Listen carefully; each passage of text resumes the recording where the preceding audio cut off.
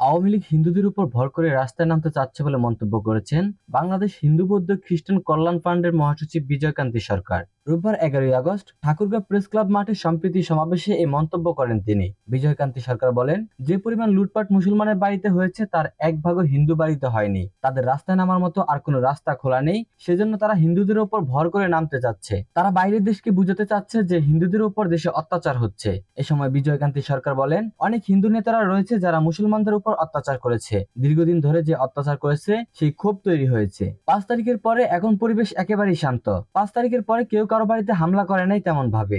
জেলা পর্যায়ে যে আওয়ামী লীগ নেতা রয়েছে তারা যে পরিমাণ নির্যাতন করেছে সেজন্য তারা আজকে বের হতে পারছে না, তাই তারা হিন্দুদের উপর ভর করেই নামতে যাচ্ছে। তারা জামায়াতকে নিষিদ্ধ করেছিল 3 দিন আগেই, 3 দিন পরেই সে জামায়াত ইসলাম বঙ্গভবনে দাওয়াত পেয়েছে। প্রকৃতপক্ষে এখন তারাই নিষিদ্ধ হয়ে গেছে, কোনো নেতাকর্মী এখন আর বাইরে বের হচ্ছে না। এ সময় তিনি আরো বলেন, একটা জিনিস মনে রাখতে হবে, জামায়াত ইসলাম ক্ষমতায় আসে নাই, বিএনপিও ক্ষমতায় আসে নাই। ক্ষমতায় এসেছে একটি নিরপেক্ষ সরকার। নিরপেক্ষ সরকারের যে উপদেষ্টা তাকে সারা পৃথিবী সম্মান করে, আমরাও তাকে সম্মান করি।